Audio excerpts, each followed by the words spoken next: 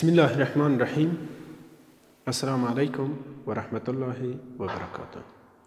ګرانو زده کوونکو، د سلام په وړاندې کولو سره خدای دې وکړي چې ښه ورځ مو پیل کړې وي او ښه شیبې ولرئ. ګرانو زده کوونکو، موږ او تاسې د نهم صنف یا د نهم ټولګي د کیمیا مضمون تیرو اونیو کې مختلفه او بیلابیل مطلبونه ولوستل چې د تیرې اونۍ درس موږ او ستاسې د الکانونو نوم ایښودنه وه او ورپسې د الکایل ګروپ وې چې د الکایل ګروپ څه دی. خو په تیر درس کې چې زموږ او ستاسې د الکانونو نوم ایښودنه وه، یو طریقه ولوستله، بل طریقه چې د آیوپک طریقه ده، د آیوپک طریقه باندې هغه بیا پاتې شوه. نو نن غواړو چې دوه مطلبونه نن موږ او تاسې ولولو. چا کوم مطلبونه دي؟ تاسې په تخته کې وینئ د لوست عنوان زموږ او ستاسې دی د الکانونو نوم ایښودنه د آیوپک په طریقه او په عضوي مرکبونو کې ایزومیري. چې خپله ایزومیري څه شی ده؟ د آیوپک طریقه په څه رقم طریقه ده؟ موږ څنګه کولی شو چې یو عضوي مرکب نوم ورکړو یا نوم ایښودنې ورته وکړو؟ نو موږ او تاسې نن دغه درس لولو. د همدې درس په اساس باندې زموږ او ستاسې نننی هدف د درس هم همدا دی چې د الکانونو نوم ایښودنې یادول دي چې څنګه موږ نوم ایښودنه کوی شو، او بل د ایزومیري پیژندنه ده چې د ایزومیري عملیه کوم عملیه ده، کوم مرکبونه یو د بل سره ایزومیري دي. نو ګرانو زده کوونکو، مخکې دې نه چې په ایزومیري باندې راشو، اول د آیوپک طریقې ته راسو. خپله د آیوپک دا یو مخفف د انټرنیشنل یونین اف پیور ان اپلایډ کیمستري، چې دا په معنا د خالص او تجزیه کیمیا بین المللي کمیټه ده، چې جهاني یو بین المللي کمیټه ده د نړۍ په سطح باندې. نو هغلته ساینس پوهان د بالخصوص کیمیادانان هلته شتون لري او هغو پرې کار کړی دی او دا طریقه یې لاسته راوړې ده چې اوس دا ډېره یو معاصره او په ټولې نړۍ کې یو پیژندل شوی طریقه ده. که چیرته موږ یو مرکب دلته د آیوپک په طریقې باندې نامګذاري کړو یا نوم یې ورته کېږدو، نو که چیرته موږ نورو ملکو بهر ملکو ته ځو، که چیرته امریکې ته ځو، که چیرته ایران ته ځو، که چیرته اروپا هیوادو ته، هر هیواد کې چې هغه مرکب نوم هماغه شی دی پیژني. نو راځو اوس دې ته چې دا طریقه څنګه ده. که چیرې موږ او تاسې په تیرو درسو کې ووایو که چیرته یو الکان وسي چې هغه نارمل شکل زنجیر ولري، داسې یو مستقیم زنجیر ولري، لکه د بیلګې په ډول CH3 رابطه CH2 رابطه CH3، دغه یو نارمل حالت ته دغه دی د زنجیر دی. نو دلته موږ تاسې ورته وایو چې دا مرکب د چا په نامه دی؟ نارمل پروپا، مثلا نارمل پروپا. که چیرته موږ یو کاربن پرې ور زیات کړو، کاربن پرې څه کو؟ زیات کو. فکر وکړئ CH2 CH3. اوس په یو اندازه موږ او تاسې الکایل ګروپ ووایو چې په یو اندازه د CH2 چې دی ورسره توپیر لري، یو مرکب یو الکان د بل الکان سره. نو دا شه نارمل بیوتان، نارمل بیوتان، د ده نوم څه دی؟ نارمل بیوتان. که چیرته همداسې مرکبونه موږ ولرو او مستقیم زنجیر ولري، د زنجیر داسې ښاخ ونه لري یا راډیکال ونه لري یا معاوضه ونه لري، په دې ځایه کې ښکته یا پورته تلی نه وي، نو مستقیم اوسیږي. هغه ته موږ په ډېر اسانۍ سره نومونه ورته یادوو چې ان ورسره دا کوو، یعنی نارمل دی. هر که چېرته هکزاني، هپتاني، اوکتاني، هر مرکب چې نور وي. خو که چیرې همدا مرکب په دې شکل وي، CH3 او CH رابطه CH3 رابطه CH3 که چېرته په دې شکل وي، نو دا موږ په دوه ډوله باندې کولی شو چې دا نامګذاري کړو. یو طریقه دا ده چې موږ او تاسې په تېرو درسو کې ووي چې موږ 3 کلمې وي، یو نارمل وه، یو ایزو وه او بل نیو وه. ایزو ماغه وښودله چې یو ښاخ په مابین کې ولري، یعنی یو کاربن اوسیږي چې د هغه د 3 اړیکې یې د 3 کاربنو سره وصلې وي، هغه ته ایزو موږ ویل. او که چېرته همدا کاربن 4 اړیکې د 4 کاربنونو سره یا د 4 راډیکالونو سره یا د 4 نورو ښاخ لرونکو مرکبونو سره وصلې وي، هغه ته موږ بیا نیو وي. خو دلته موږ اسانه دته ویلی شو چې ایزو بیوتان. دا یو. دویم نوم یې موږ څنګه کولی شو چې د دویمې ایوپک دی. ایوپک دی. اوس ایوپک کې موږ څو طریقې ډېرې مهمې دي.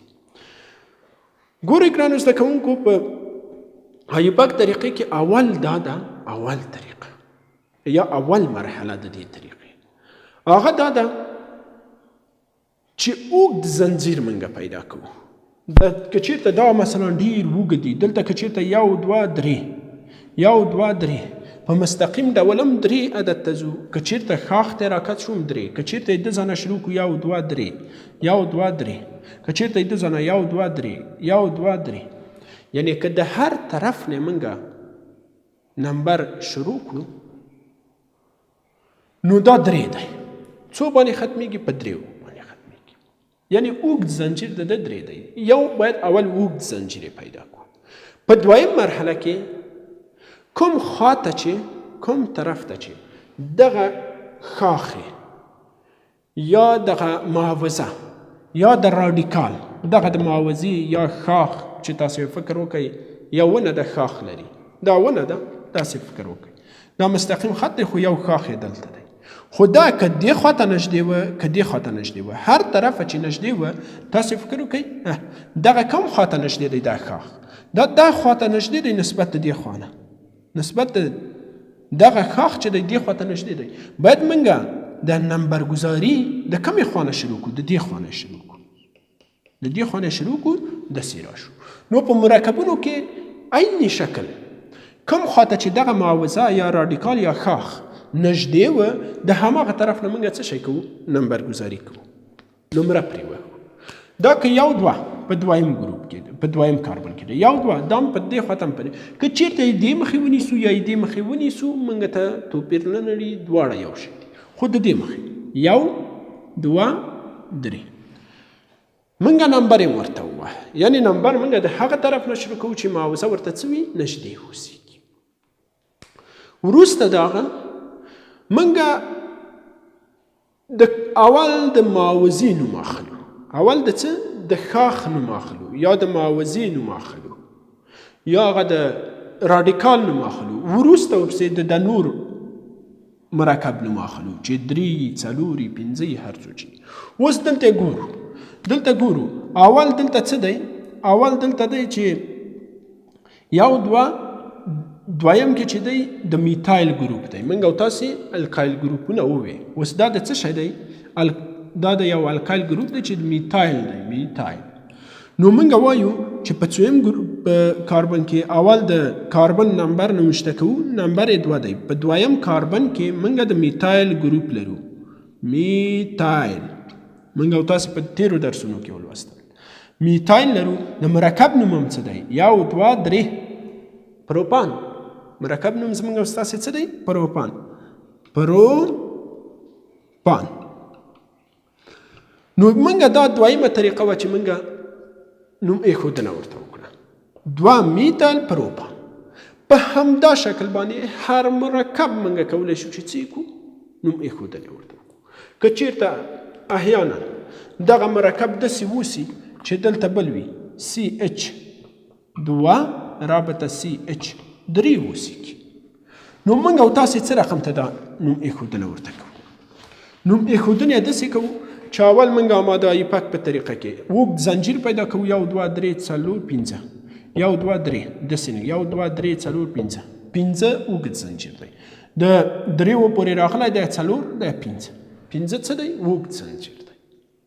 نو اول موږ د الکایل ګروپ نوم اخیسته او دویم چې دی موږ د مرکب او معوضه له دې طرفه نه نږدې دی دې طرف نه هم شروع کړه. نو اوس موږ وایو چې په دویم کاربن کې میتایل دی څه دی؟ میتایل دی، خو مرکب هم د چای په نامه دی میتایتا پروپا بیوتا پنتا. مرکب د موږ د چای په نامه باندې یادېږي، د پنتان په نامه باندې یادېږي. 2 میتایل پنتایل. نو همدا شی چې هر نوع اوسي، هر قسم چې اوسي، موږ او تاسې کولی شو چې نوم ایښودنې ورته وکړو. ایزومري، ایزو خپله په انګلیسي کې مشابه ته وایي، یو شی چې تقریبا یو شان اوسېږي هغه ته ایزو وایي. خو ایزومري چې ورته وایي، ایزومري په کیمیا کې یو ډیر مهم بحث دی. خپله یو د زیاتوالي د عضوي مرکبونو دلیل ایزومري دی. موږ او تاسې ولوستل په تیرو درسو کې چې د غیر عضوي مرکباتو نه عضوي مرکبونه ډیر زیات دي، ډیر زیات دي، چې یو دلیل هم دا ووایي چې هغه ایزومري دی. دغه څه شی ده؟ ایزومري ده، عملیه د ایزومري پکې ده. ایزومري اوس موږ داسې تعریفوو چې ایزومري هغه مرکبونه چې مالیکولي فرمولې یو شانته اوسي، خو مشرع فرمول یا ساختماني فرمولې یو له بل څخه توپیر ولري، هغه ته موږ ایزومري وایو. یا په بل ډول موږ ایزومري د که چیرې یو مرکب 2 مرکبونه موږ ورسره مقایسه کوو، تعداد د اتمونو یې، ډول د اتمونو یا نوعیت د اتمونو یې یو رقم ته دي، خو دغه د ایښودلو ځایونه یو له بل سره توپیر لري. په دې وخت کې دغه یو د بل ایزومري ده. نو ګرانو زده کوونکو، اوس که چېرته موږ یو مثال ورکړو د بیلګې په ډول موږ لرو، تاسې داسې فکر وکړئ دا مرکب دی، همدا مرکب 2 میتایل پنتان تیار په تختې باندې لیکل شوی دی. که چېرته دغه موږ فرمول د مالیکولي ولیکو، فرمول د مالیکولي څنګه موږ لیکو؟ د اتمونو شمیر موږ په نظر کې نیسو چې څو اتمه هایدروجن دی، څو اتمه کاربن دی. دلته اول کاربنونه حسابوو، 1 کاربن 2 کاربن 3 4 5 دلته دی، یو دلته. پس موږ دې مطلب ته راغلو چې کاربن 6 اتمه دی. هایدروجنونه حسابوو، 3 دلته دی، دا 4 او 3 9 دا 8 دا 10 دا 11 دا څو 11 اچ څو شه 11. اوس ګرانو زده کوونکو، دغه مرکب د مالیکولي فرمول دی. که چېرته دغه موږ معاوضه ته راواخلو، د دې دویم کاربن یې راواخلو دریم کاربن ته، ایزومري شي یو د بل. لکه CH3 خپله CH2 ډېره بښنه غواړم چې دغلته باید 2 ولري. دغه CH2 دلته راخلو، دا CH دلته ورو، CH2 رابطه CH دلته یوه رابطه باید موږ ولرو، دغه دلته نسبوو، دا راډیکال یا ښاخې دلته موږ نسبوو CH3 رابطه. نور خپله CH2 رابط CH2 بخښنه غواړم او CH3. اوس موږ د کاربنونو شمیر معلوموو او د هایدروجنونو. 1 کاربن، 2 کاربنه، 3 کاربنه، 4 کاربنه، 5 کاربنه. دیم 6 کاربنه. کاربنونو شمیر څو دی؟ 6 دی. د هایدروجنونو حسابوو. 3 دلته دي، 2 دلته، 5. دا 6 او 3 9 9 او 2 9 2 11 او 3 14. دلته یو دانه کاربن منګه کم، یو دانه اتم د هایدروجن کم و، دلته هم 14 دي په حقیقت کې. دلته څو دي؟ 14 دي چې یو دانه منګه وروسته ولیکه. دا 14 دي. نو دلته هم هایدروجنونه څو شول؟ 14 دي. هایدروجنونه څو دي؟ 14 دي. ګرانو زده کوونکو اوس دې مطلب ته راځو چې د دې مرکب او د دې مرکب که چېرته نه مالیکولي فرمولونه سره وګورو یو شانته دي، یو رقم ته دي. C6H14 C6H14 هیڅ کومه توپیر پکې نه لري. خو توپیر یې په څه کې دی؟ توپیر یې په دا کاربن کې چې دلته په 2یم کاربن کې معاوضه شوې ده یا راډیکال یا هغه ښاخ یې پیدا کړی دی. دلته په 3یم کې، دلته په 2یم کې، په 3یم کې، دلته په 3یم کې دی، هلته په 2یم کې، په 2یم کې. نو دا اوس څنګه موږ نوم د ږدو؟ د ده نوم او د هغه نوم خو دا وه چې 2 میتایل پر پنتان وه. نو دلته موږ لیکو چې 1 2 3 په 3یم کې دی، 1 2 3 دلته هم په 3یم کې دی. دا هر طرف نه چې شروع کړي اما 3 دی. 3 میتایل، 3 چای میتایل او مرکب زمونږ څه شی دی؟ پنتان دی. 3 میتایل پنتان. ګرانو زده کوونکو دلته تاسې وګورئ تنها په د معاوضه کې فرق دی. دلته په 2یمې کې دی، دلته په 2یم کې، 3یمې کې. نو دغه مرکب د دې مرکب ایزومیري ده. موږ ایزومیري داسې تعریفوو چې مالیکولي فرمولونه یو شانته اوسي، تعداد اتمو یو شان اوسیږي، نوعیت اتمو یو شان اوسیږي، خو هغه ایښودل د معاوضې یا هغه اتمونه چې سره په اړیکه کې دي هغه یو د بل نه په توپیر ولري. یو مرکب د بل مرکب څه دی؟ ایزومیري ده. نو د ده کیمیاوي خواص، فزیکي خواص، هر څه یې د دې مرکب سره څه دي؟ فرق کوي. نو ګرانو زده کوونکو دا و د نننۍ ورځې زموږ او ستاسې درس همداسې موږ کولی شو چې نور مرکبونه موږ په نظر کې ونیسو. هر مرکب مثلا بیوتان تاسې په نظر کې ونیسئ. بیوتان چې دی 4 کاربن لري، یو یې نارمل ورته جوړ کړئ او په مابین کې په 2یم کاربن کې یو دانه ښاخ ورکئ یا میتایل ګروپ ورکئ. نو یو به 2 میتایل پروپان کېږي، بل به بیوتان کېږي چې دا ستاسې یاد وو مخکې موږ ستاسې کار کړی و. نو ګرانو زده کوونکو خدای دې وکړي چې د ننني درس نه تاسې یو څه زده کړي وي. خو یو خلاص مطلب ته راځو. خلاص مطلب موږ دغه ولوستل 2 درسه چې یو نوم ایښودنه وه، بل چې وه ایزومیري وه. نوم ایښودنه ایوپک په طریقه باندې تاسې یاد کړه او ایزومیري هم تاسې یاد کړه چې ایزومیري چې دی څه شی دی؟ مشابه یو مرکب چې بل مرکب ته مشابه اوسیږي او تنها ساختمانی فرمول یا مشري فرمول یو د بل نه توپیر ولري. نو ستاسې کورنۍ دنده چې ښه تاسې دا موضوع یاد کړئ. کورنۍ دنده تاسو ته درکوم. کورنۍ دنده دې ستاسې دا چې په بیوتان او پنتان دلته زیر شئ. یو د بیوتان کې، بیوتان مرکب کې، او بل په هگزان کې، او بل په څه کې؟ په هگزان کې. په هگزان دغو دوو مرکبونو کې تاسې هغه ایزومیري ورته پیدا کوي چې په بیوتان کې څو ایزومیري موجود ده او په هگزان کې څو ایزومیري لري. دا تاسې د خپل په کتابچو کې ولیکئ.